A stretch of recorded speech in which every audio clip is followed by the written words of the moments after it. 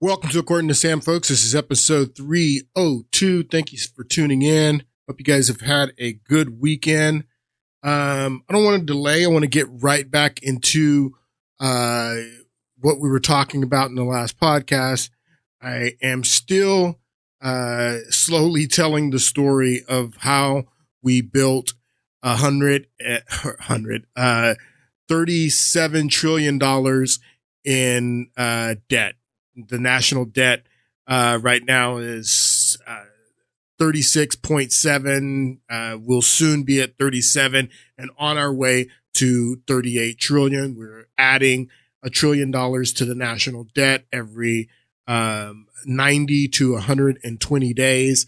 And I'm telling the story about where this debt came from. In 2000, the last time that we had a balanced budget, the national debt was around $5.5 trillion in 2000.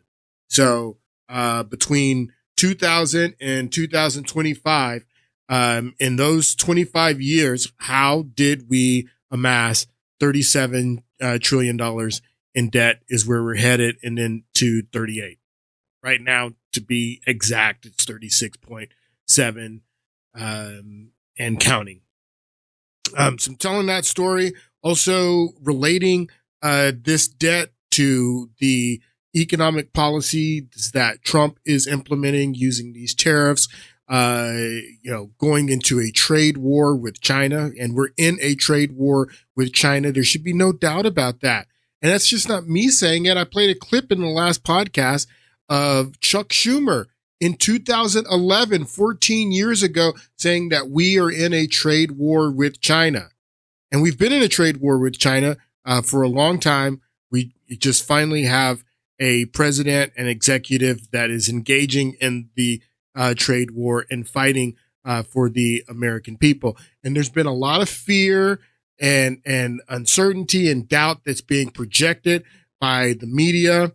The Dow Jones is 300 points higher than it closed at on Friday.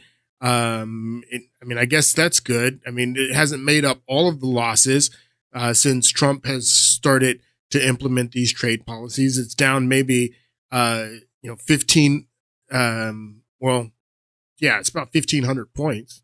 It's not a lot. It's not a lot when you consider the fact that we're in a trade war with China. We have a 145% tariff on Chinese goods, and a 10% tariff on every other nation. The fact that we're down 1,500 points from when this policy was first implemented, and it's not that big of a deal.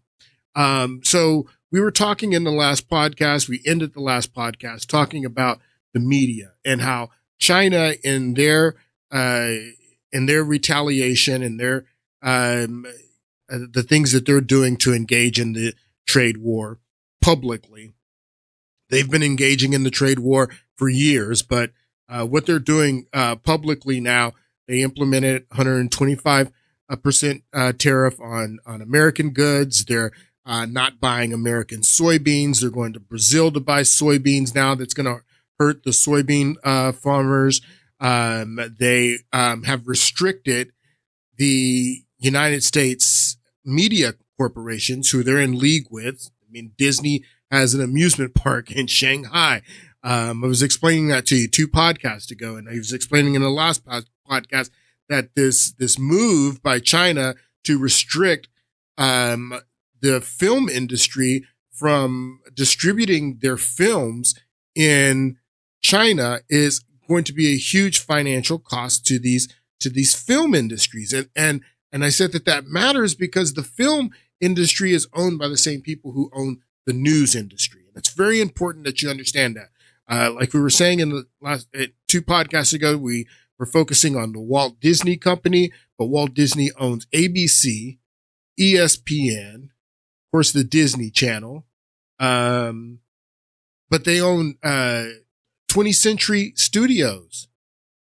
They own Marvel. You know how much money Disney has made on this Marvel garbage in China? It's the biggest market for this Marvel stuff. That's why they keep putting it out. They don't put out the Marvel keep this Marvel franchise going because Americans like it. No, the Chinese are eating this stuff up. Lucasfilms.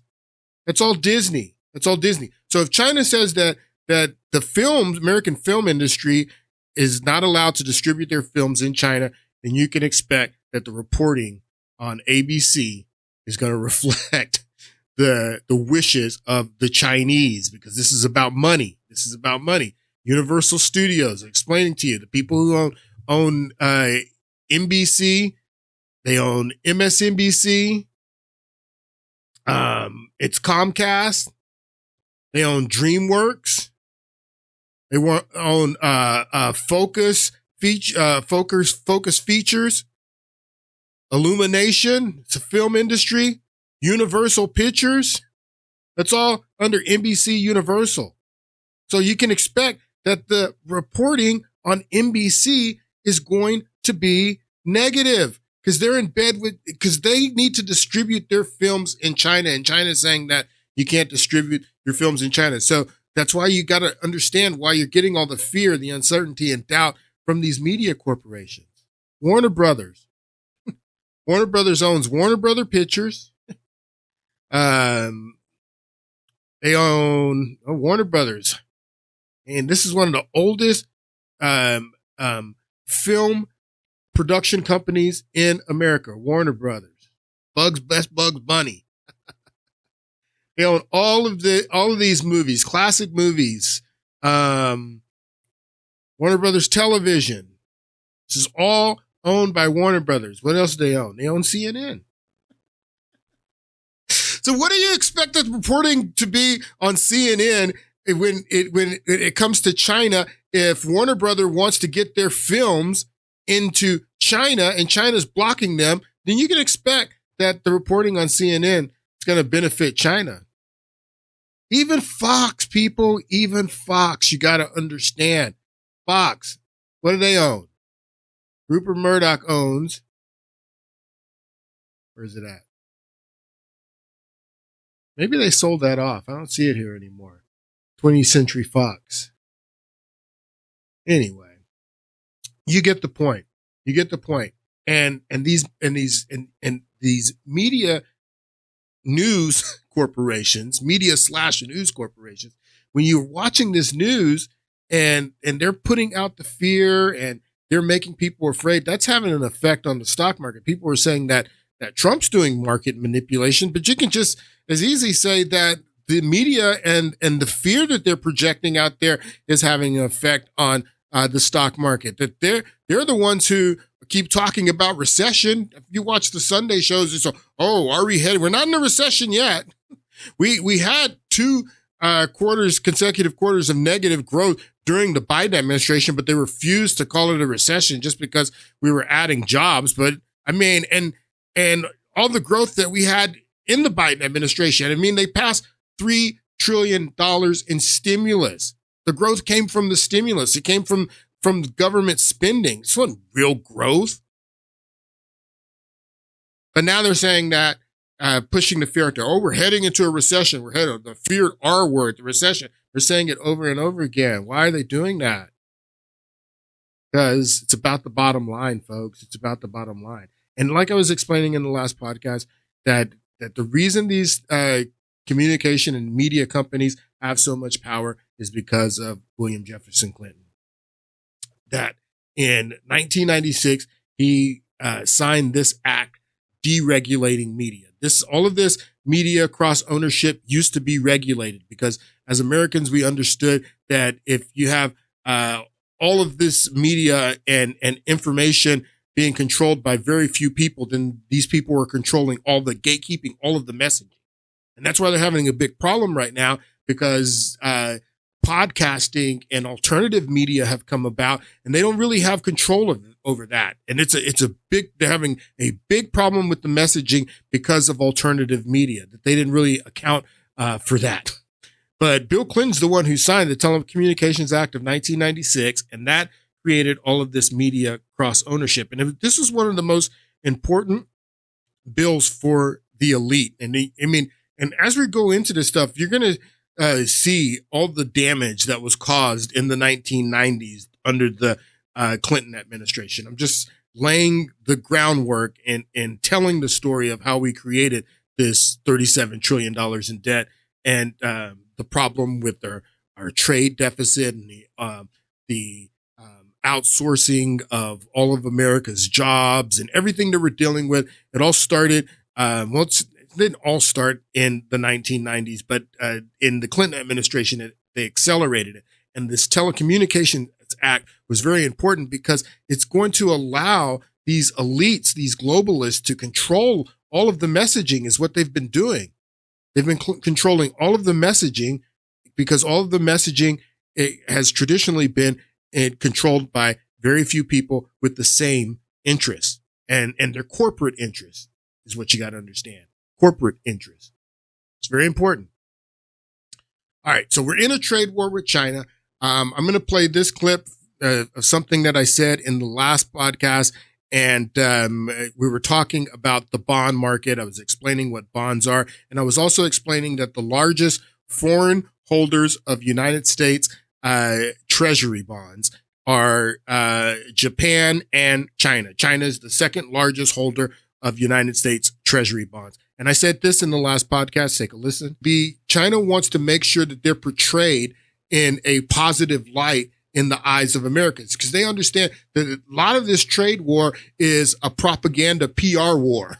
And China doesn't want the American people to see them as a dangerous communist nation that has ill intent. They don't want Americans to understand that, because if Americans understand that, then Americans are willing to sacrifice. They're willing to rally around the president because they're going to war with this foreign power, these Chinese that are really threatening us. So that if they dump their treasuries and they start hurting the United States by dumping their treasuries, then they're showing their hand.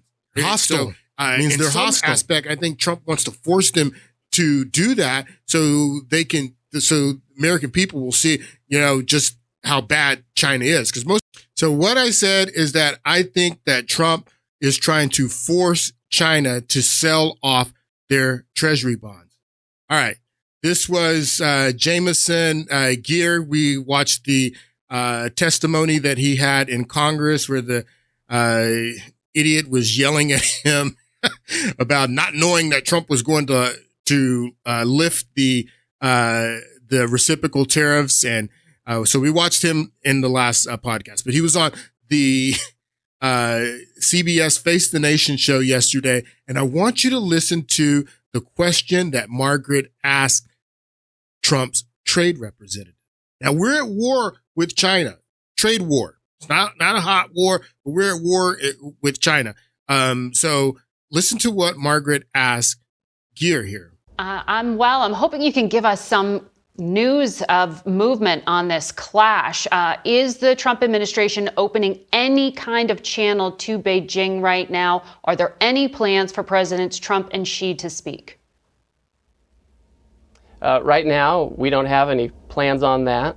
This issue is truly at the leaders level. Before April 2nd, I had a conversation with my counterpart, and others did. Since April 2nd, we have this at the leaders level, and at some point, as President Trump has pointed out, we expect that we'll be able to have a conversation with them. Well, China holds about $1.5 trillion in assets in this country. About half of them are U.S. treasuries. In the past, you've spoken about strategic decoupling from China and acknowledged it would cause some short-term pain.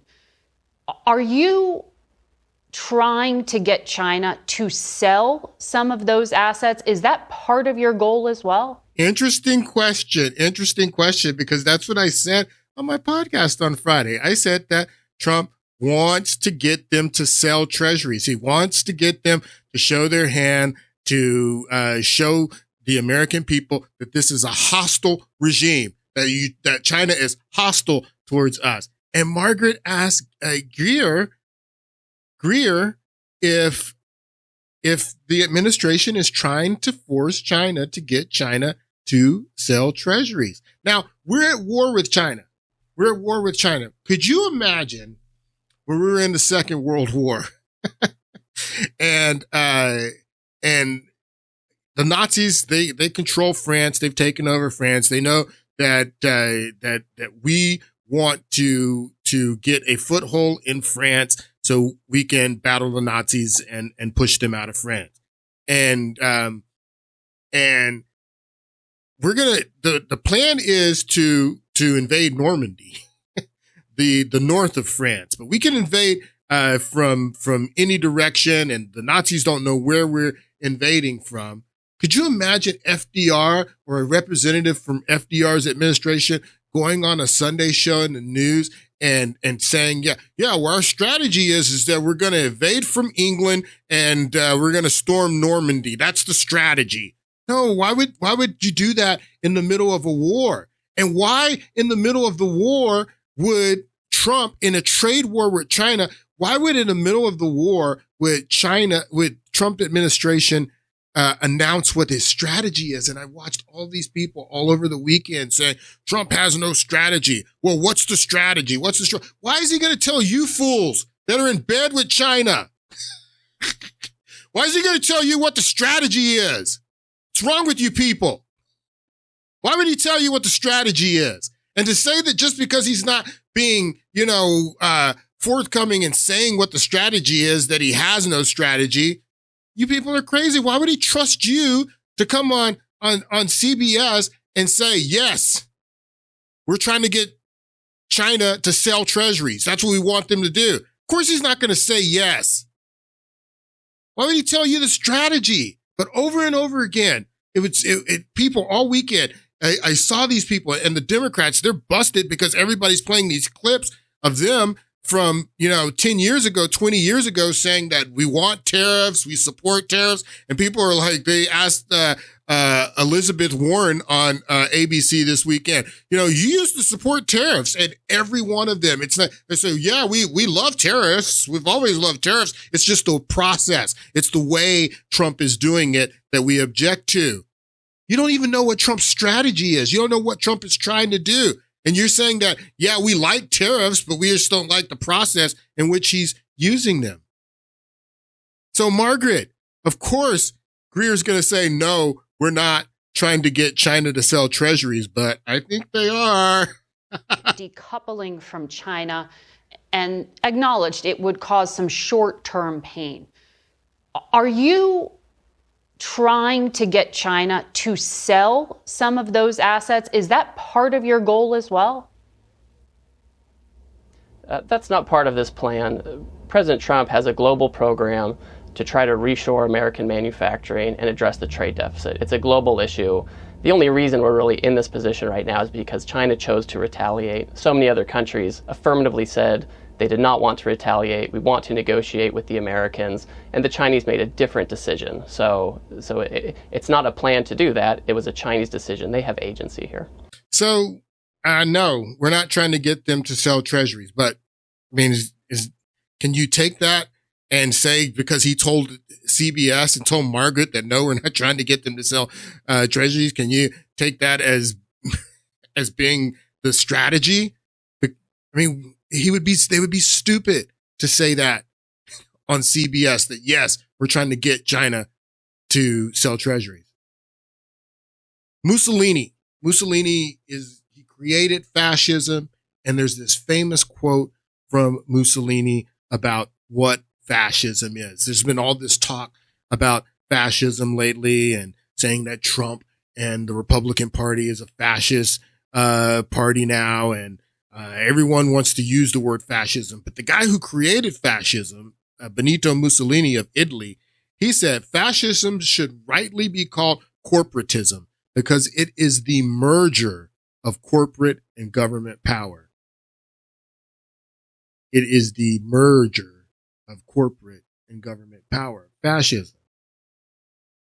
I was looking up that statistic that Kevin O'Leary in the last podcast, he said that the United States makes up 39% of global consumption, which I thought was high. I looked it up and tried to see where Kevin O'Leary was getting that number from, almost 40% in global consumption. I couldn't find that. Then I found this comes from Stephen Miller from the the Trump administration saying that it's 36%. I still think that that's high. The United States is 36% of global consumption. The lowest number that I was able to find, and I found all kinds of numbers going back. I mean, this number goes back to 2019. The lowest number that I was able to find is 26% of global consumption. But that's still a quarter of global consumption. If that's the minimum quarter of global consumption, that is huge consumer power. And especially when you look at the value of the dollar and our purchasing power, the United States market is the strongest market for consumption than any market on this planet, without doubt. If it's 39%, Kevin O'Leary says, which I still think that that's very high. I don't believe that's true. Or 36%. I mean, this guy works for the administration. This is Miller. Now, let me show you what Miller actually says when he makes this statement about the consumption. Well, let's first establish an important foundation. The United States is 36% of global consumption, and we're more than 25% of the world's economy. Just the United States alone. That means we get to set the rules and terms for international trade. Mm-hmm. But we've done the opposite as a country for decades now. When we hear the term globalization, what does that really mean? It means taking America's wealth and shipping it to foreign countries. So all the factories that used to be in America are now in China, Cambodia, Thailand, Vietnam, Canada, Mexico, parts of Africa, India, Europe, Japan, Korea. You know where they're not? The United States of America. Because our leaders allowed foreign countries to rig the rules of the game, to cheat, to steal, to rob, to plunder. That has cost America trillions of dollars in wealth. These countries cannot win a trade fight with us because they're already the ones who have cheated. So in other words, they've stolen our industries. We have all the upside here in this fight because we have all the upside. We're 30. He says 36% of global consumption. Again, O'Leary says 39%. And the lowest number that I was able to find was 26%. But I want you to listen to what Barack Obama said in relationship to what Stephen Miller said. Stephen Miller says we're 36% of global consumption. So we get to set the global trade rules because we consume the most. And then this is what Obama says. The argument is, number one, that's the biggest market in the world. Number two is those countries are already selling to us. I keep on pointing out there are a lot of Japanese cars here in the United States, almost no U.S. cars in Tokyo. Number three is that if we don't write the rules, China will write the rules out in that region. We will be shut out. American businesses, American agriculture, that will mean a loss of U.S. jobs. So loss of U.S. jobs is what he says, that we write the rules. Same thing Stephen Miller says is that we write the rules because we make up a minimum of 26% of global consumption. We're going to get there in just a moment. But that's the question that we want to ask is why do we make up so much of global consumption? There's a few reasons, but one of the reasons is that we are a materialistic society. We're a materialistic society, and we haven't always been a materialistic society, but we are a materialistic society today. And we were made a materialistic society by very powerful people, partly for the purpose of making us consumers. And let me show you what I'm talking about here. So this is the first humanist manifesto that was composed in 1933 from the American Humanist Foundation. And I'm going to read you the very first 3 articles of the Humanist Manifesto. It says, the first article of the Humanist Manifesto 1 is that religious humanists regard the universe as self-existing and not created. So there's no creator. There's no God. These are the Humanist Manifesto. One is it's a document that professes not just humanism, a particular type of humanism, and that's secular humanism, atheistic humanism. And that's what this document says, that religious humanists, it was written in 1933, religious humanists, secular humanists, regard the universe as self-existing and not created.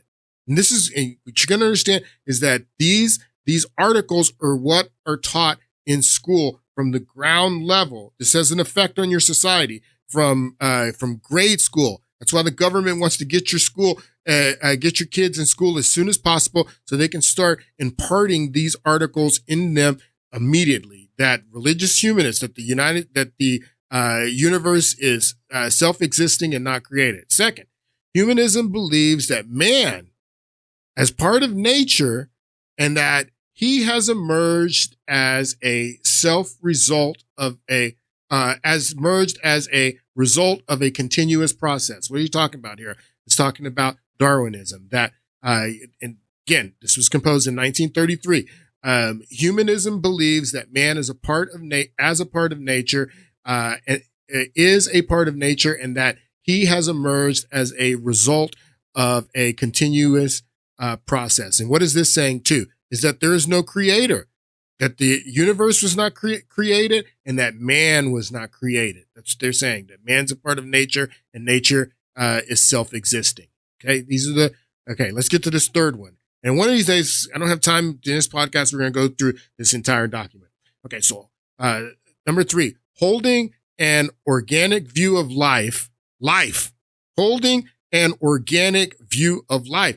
This is 1933. This is before we knew anything about the inner workings of a cell or DNA or the genome being mapped or any of this. 1933, this doc, and these principles are still taught to kids in school today. Third, holding an organic view of life, humanists find that the traditional dualism of mind and body must be rejected. That we live in a material world. We're material people. We don't have spirit. We don't have a soul. The dualism of mind and body, we're all part of nature, and that's where we come from. This is the Humanist Manifesto that was composed in 1933.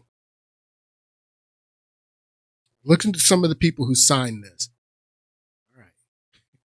1933 is when this was composed, and one of the major persons that you need to understand who signed this document is this guy right here, John Dewey of Columbia University.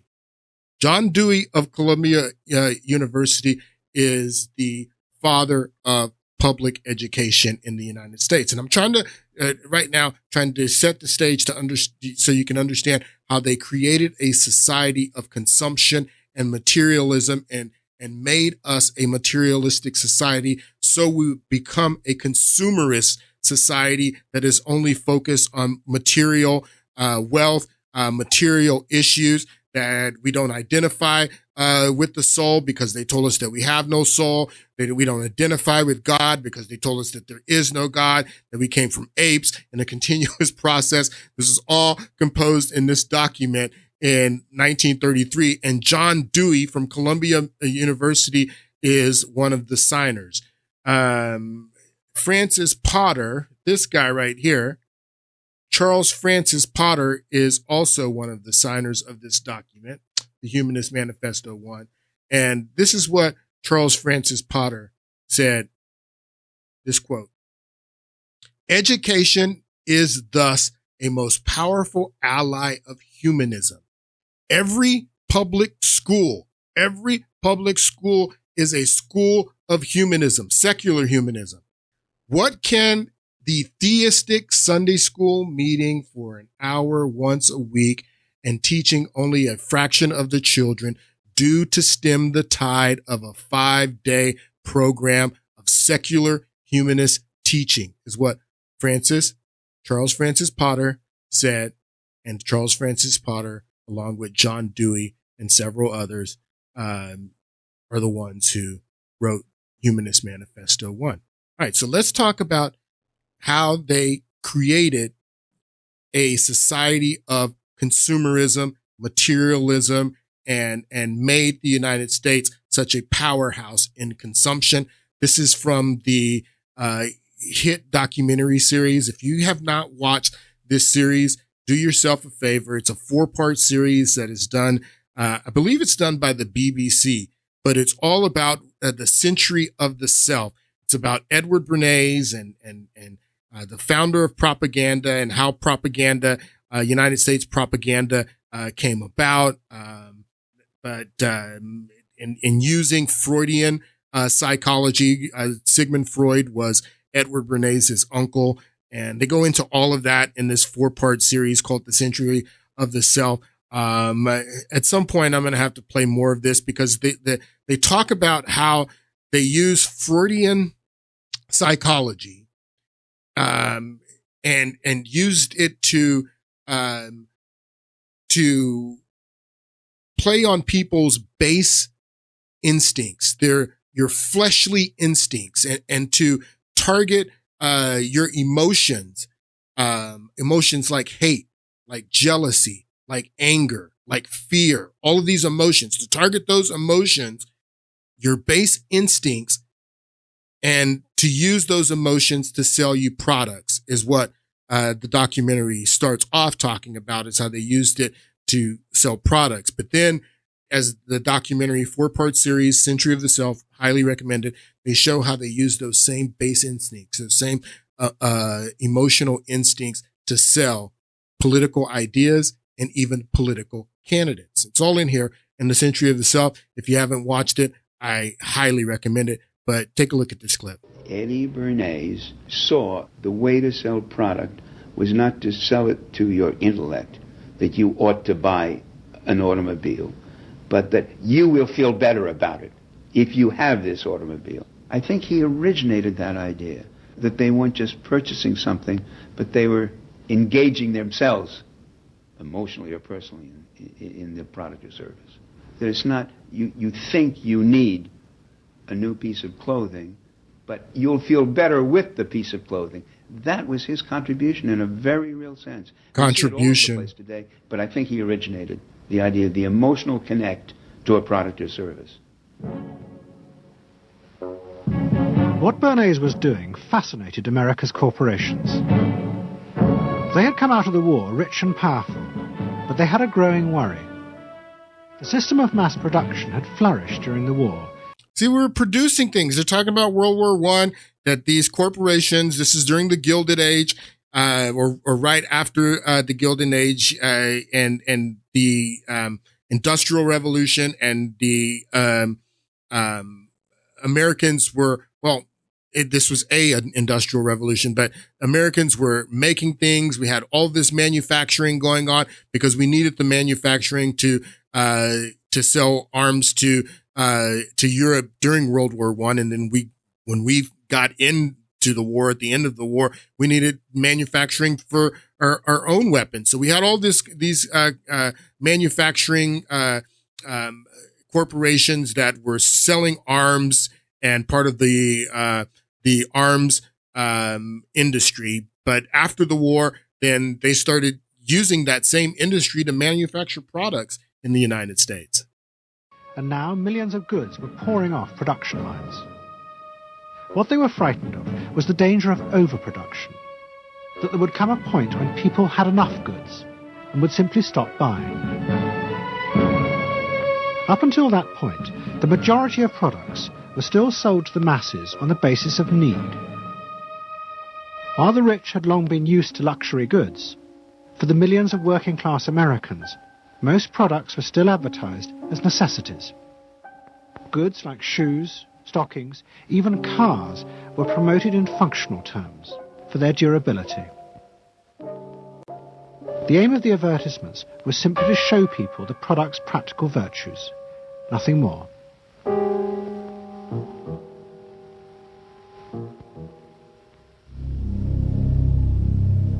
What the corporations realized they had to do was transform the way the majority of Americans thought about products.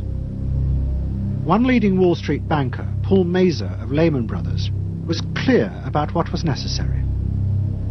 We must shift America, he wrote, from a needs to a desires culture. People must be trained to desire, to want new things, even before the old have been entirely consumed.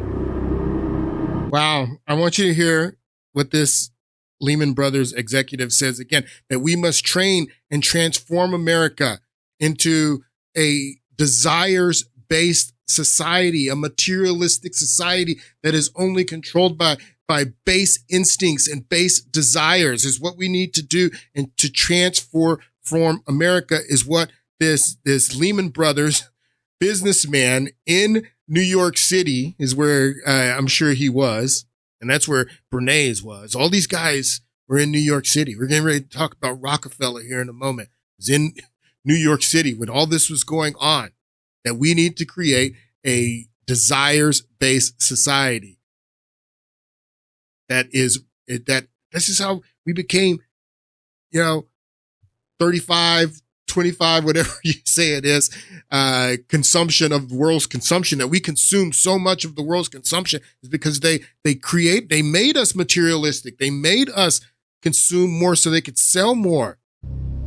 One leading Wall Street banker, Paul Mazur of Lehman Brothers, was clear about what was necessary.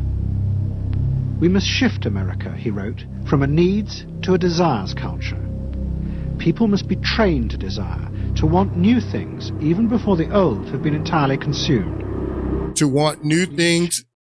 Here, what does he say? To want new things even before the old had entirely been consumed. Train to desire. Train to be led by their desires, is what they said. New things even before the old have been entirely consumed.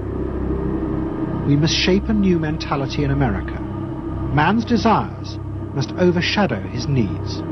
We must shape a new reality in America where man's desires, base instincts, base emotional desires that's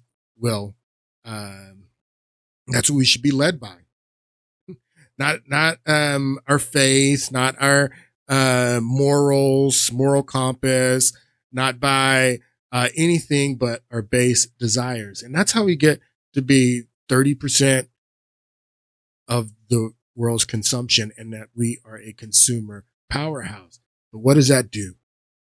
This is Justin Award. He's got hours of videos where he goes to Times Square. He goes to I forget what it's called in San Francisco, but it's the mirror of Times Square in San Francisco. What's it called? I can't remember what it's called. Who was the newspaper baron from San Francisco? What was his name? Anyway, so he's in this first video, he's there in San Francisco, and then there's other video with him in Times Square, and he's got hours and hours of this video. This is what you get with materialism. This is what you get with the type of society that John Dewey and Francis Potter and Edward Bernays and the Lehman Brothers banker and all these people who constructed our materialistic society. This is what you get with a materialistic society. Who becomes president if the current president can't serve anymore? The last president? Yes, very good. Do you know who won the Civil War, East or West? East or West? East. Yes, good. When I was 20 years old, my sister was half my age, and now I'm 50 years old. How old is she? I hate these. You're 20, she was half your age, and now you're 50? 25? Yes. Do you know who the current vice president is? How you say it? Trump. Yes. Do you know what 3 plus 3 divided by 3 is? 3 plus 3 is 6, divided by 3. Nah, I can't do that right now. Around what? Give me like a best guess. I'm not doing that right now. Give me your best guess. A number. Wait, 3 divided by 3. So this is our society. This is our society. This is what they created. They created a completely dumbed down population. And this is our biggest deficit. We want to talk about trade deficit and all this other stuff with China. This is our biggest deficit with China, and the rest of the world is a educational and a populace that is able to put 3 and 3 together and divide it by 3. This is the huge deficit in the United States, is that, and the rest of the world sees the United States like this. The rest of the world they see the United States as ignorant, as the people that, and I love that this guy he goes in San Francisco and he goes to New York, both very blue cities and very blue states. So, this isn't, about Trump voters and saying that Trump voters are dumb. Americans are dumb. A lot of Americans are dumb, and it's a huge problem. But this is the result of materialism and creating a materialistic society that doesn't believe in God, that doesn't believe they have a spirit or a soul, that doesn't believe that there is a creator and they have a larger purpose in life other than consuming material goods and a larger purpose than just pleasure and living it up, and then you die. That a society that believes that will have this type of mindset and will be a very dumbed down society. And they wanted that. They created that so we would be mindless consumers and workers. Wait, what you said? 3 plus 3 divided by 3. 3 plus 3 divided by 3. I don't think we could do that, right? Wait, 3 plus 3 divided 1? Wait, you're close. You're close. 3. Yeah, he's close. There's more. Do you know what number president we're on right now? 50th. Wait, that's really embarrassing. I don't know. Maybe the 51st. 50 what? 51st. Yes. Can you name 3 books? 3 books. 3 books. Like 3 any books. books. Oh. It could be any book. Shoot. Any book. Any book. Shoot.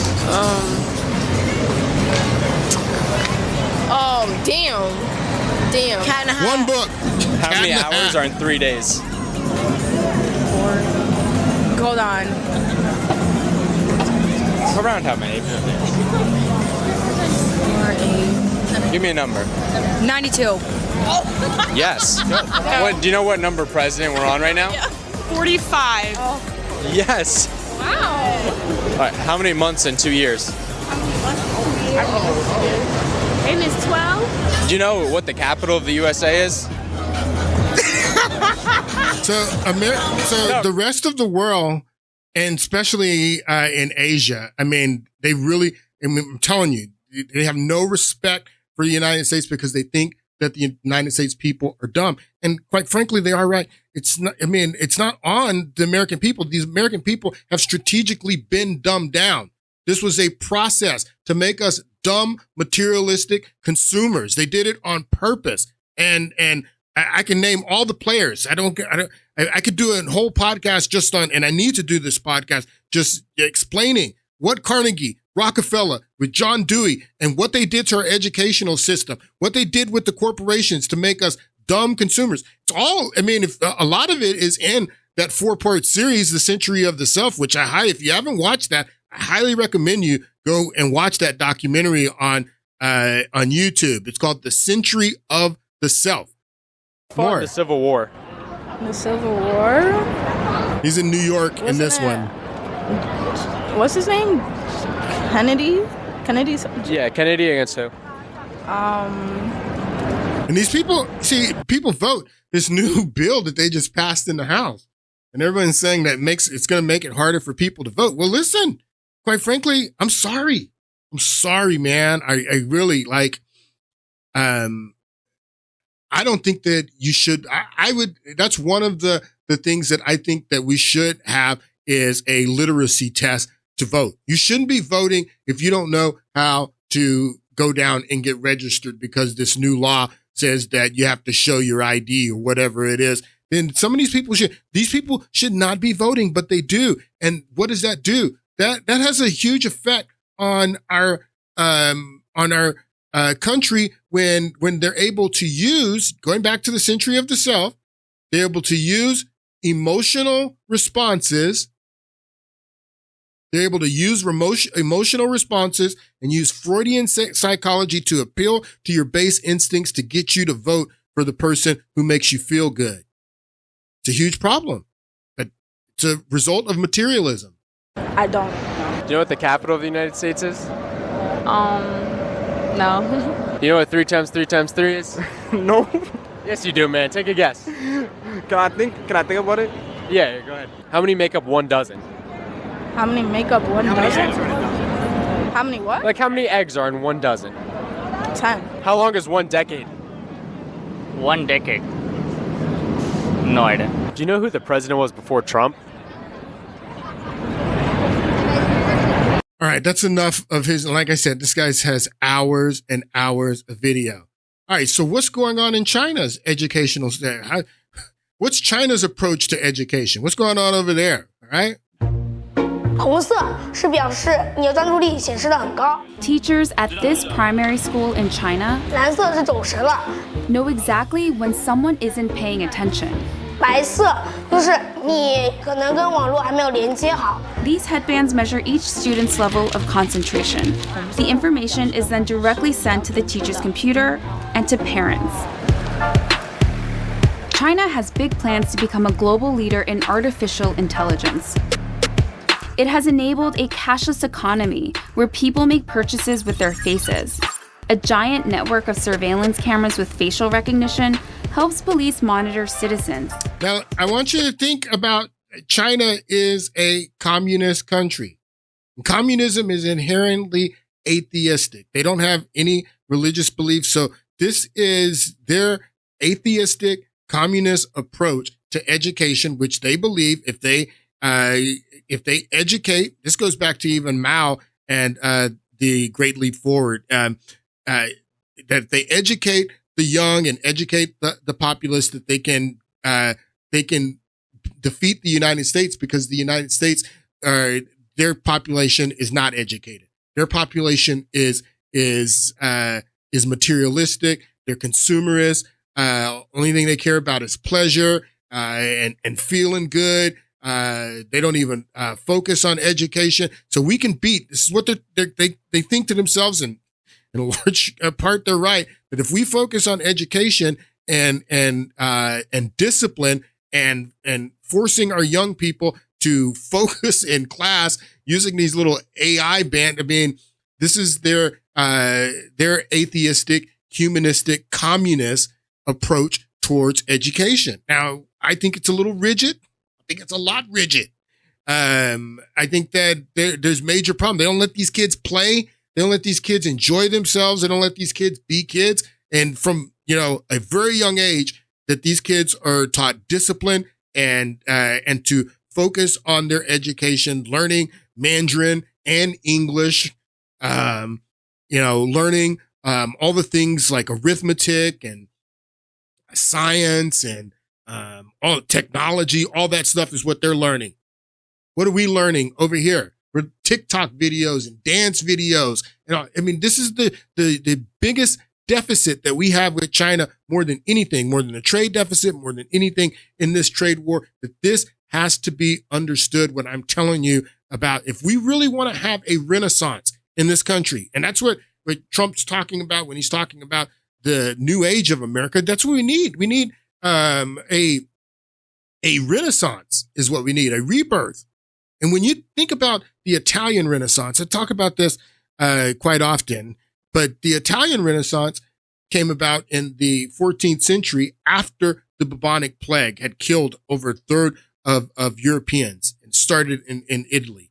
And then after the plague was over in Tuscany region, in Florence, is where the Renaissance starts. And the Renaissance is about art. It's about architecture. It's about literature. But what it was mainly about were the humanists in Florence at that time, educating the entire populace and bringing in a new way of looking at the world, resurrecting the classics, resurrecting classical philosophers like Cicero, like Plato, and teaching the quadrivium to the entire population, how and how to think about logic and rhetoric and grammar and science. All this stuff was part of the Italian Renaissance, which not only brought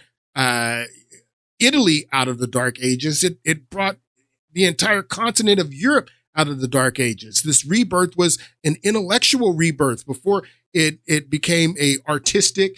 we think about, Renaissance art. Well, before there was Renaissance art, there was a Renaissance new way of thinking. Before there was Renaissance architecture, there was a Renaissance new way of thinking. And that's what we need here in the United States. If we want to have a rebirth, we need a Renaissance approach towards education and focus on education. And it has to be theistic too, because that's something that you got to understand. In Italy, during the Renaissance was led by humanists in Italy at that time, but they were theistic humanists. They weren't atheistic humanists, secular humanists. And that's something that you have to understand. But this is what's going on in China in their educational system, and they're beating us. They're beating us because of their focus on education. Now, they're still materialistic. They're still atheists, but they have a communistic view of society where it's not about the individual. Communism, it's about the collective. It's about collective China. And that's what they are creating with what's going on there in China. This is our biggest deficit. Meanwhile, some schools offer glimpses of what the future of high-tech education in the country might look like. Good job! Classrooms have robots that analyze students' health and engagement levels. Students wear uniforms with chips that track their locations. There are even surveillance cameras that monitor how often students check their phones or yawn during classes. These gadgets have alarmed Chinese netizens. But schools say it wasn't hard for them getting parental consent to enroll kids into what is one of the world's largest experiments in AI education. A program that's supposed to boost students' grades while also feeding powerful algorithms. So that's what's going on in China. I want you to listen to this clip. This lady explains a little bit about what was done in the 1930s. The Rockefeller, Carnegie, the John Dewey, using John Dewey and his system to reshape public education. I want you to listen to a little bit of this. If you want to move a country from a free individualistic economy, which we have. Yes, or had. Or had, okay. To a planned economy. So that's what you got to understand too. Because that is what we had, free individualistic economy. So that was mostly of what they tried to do when in the early part of the 1930s is this individualist, and this is what they talk about in the Century of Self. Individualist, what does he say here? You have to do it through the schools. You have to dumb economy from a free individualistic economy. Free individualist. I can't believe I can't pronounce that word. Free individualistic. From individualistic. Free individual. So I was just explaining how communism is about the collective. It's not about the individual in China. And that's how they're training their youth. And that's what we were here in the United States. That's what we saw ourselves as free individuals. But the problem with communism, this is why I laugh when people start talking about Russia and the threats of communism and from Russia and from China and that communism is something that is abroad and that we have to put up walls to keep communism out of the United States. Communism is very much a part of the United States. Communism is here in the United States. Communism has been here in the United States. And many of the ideas that are driving policy in one party, for sure in one party, are communist ideas, are absolute communist ideas. Anyway. A free individualistic economy. Which we have. Yes, or had. Or had, okay. To a planned economy. You have to do it through the schools. You have to dumb down and brainwash, change the attitudes and values. You have to completely, social engineering has to go on constantly. And many teachers know what I'm talking about. And people are going to say, well, when did this start? And who on earth ever did this? Why would a plan like that be allowed to be carried out? That's right. Well, then you have to go back to 1934, 1934 is the year, she says. 1934. When did I tell you that the Humanist Manifesto won? Right here, it says 1933. 1933 is when the Humanist Manifesto was composed, and John Dewey and Francis Potter put their name on it. Humanism, secular humanism is what we're going to be teaching in all the schools. 1933 is when they signed that document. And she says this all started in 1934. Allowed to be carried out. That's right. Well, then you have to go back to 1934, which I will do, and we have to go to the three-pronged fork, okay? So I do think that the watershed year, although you can go back to the early part of the century when the Rockefeller Foundation and the Carnegie Corporation were deeply involved in education. And that it was decided then that Carnegie would deal with the international part and Rockefeller domestic. But then we moved on to 1934, and this was after World War I. And there were these educators, many of them going back and forth to Russia, very admiring of the new system in Russia, the communistic system. And they wanted to put it in here in the United States. And so the Carnegie Corporation, that had always been involved in, trying to get us into world government after the League of Nations and all in 1917. They're globalists. They still had this goal. And of course, world government will be communism. I mean, it's really international. World government will be communism. World government. The globalists want a new world order. They want world government, and world government will be a communist system. This will help you to understand what is going on, what she just said. And so the Carnegie Corporation, that had always been involved in, trying to get us into world government after the League of Nations and all in 1917, they still had this goal. And of course, world government will be communism. I mean, it's really international socialism. That's what Lenin called it. So they've always wanted this. And the Department of Education today is going along with that? Yes, absolutely. Yes.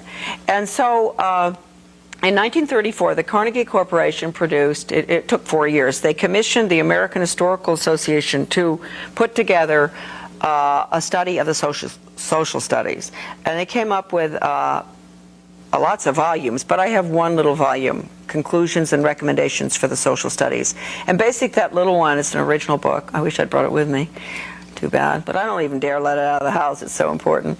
It called for changing the United States through the schools from a free individualistic economy to a socialist, collectivized, planned economy in the New World Order. It says that in the book? Yes.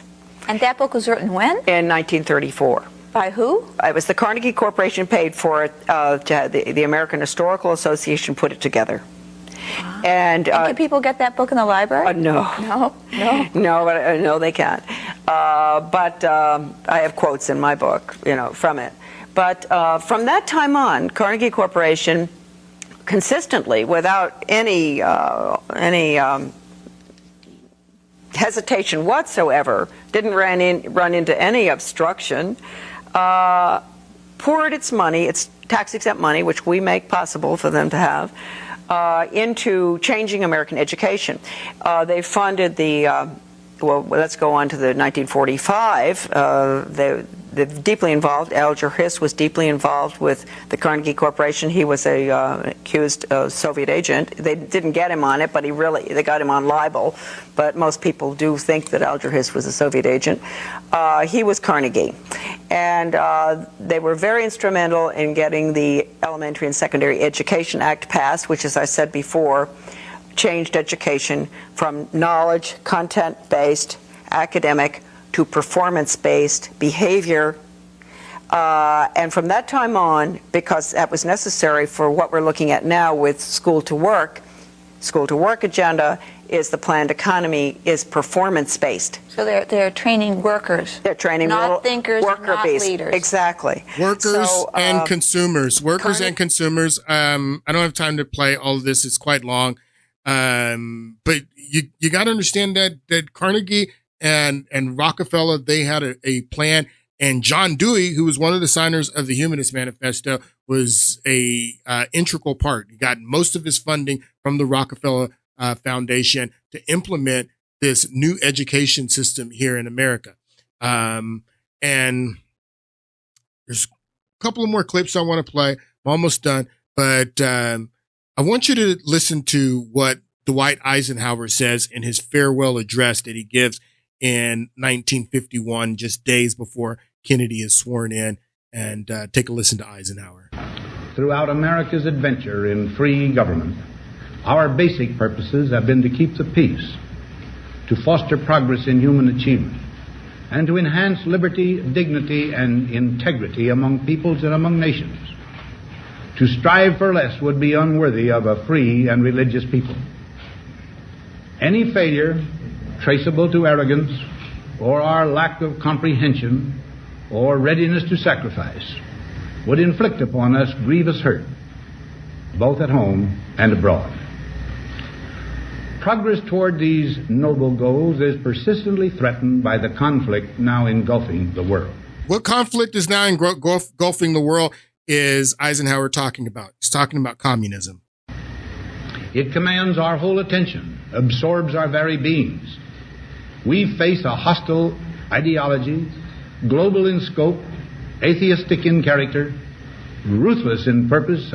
Atheistic in character, ruthless in purpose, global in scope. Atheistic in character. Absorbs our very beings. We face a hostile ideology, global in scope, atheistic in character, ruthless in purpose, and insidious in method. Atheistic in character. I think that's very important that he says that. Now, we're almost done. Going back to Larry Summers, and in the next podcast, we're going to get deep into this guy, Larry Summers. And this statement that he made on ABC Disney Meet the Press last weekend.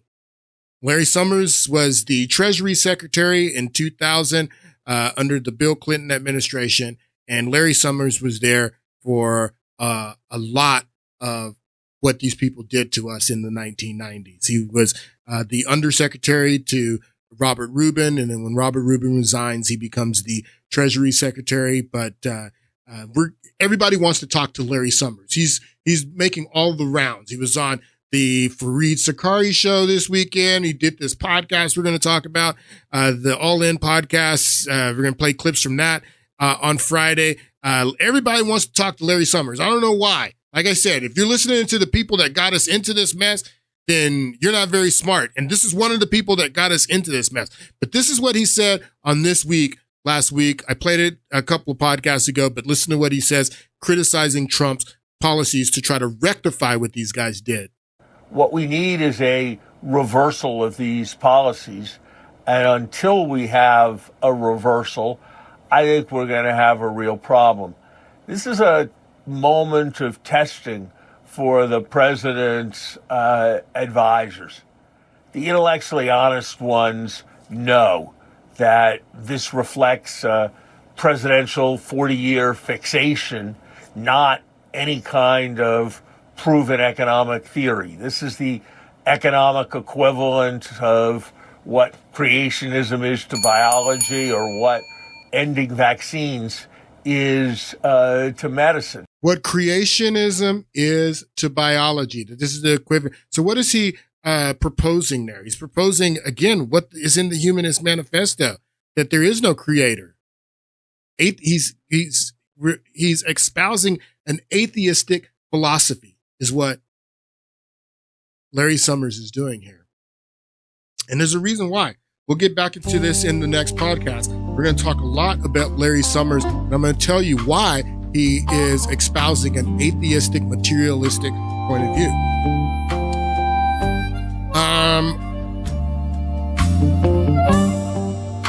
All right.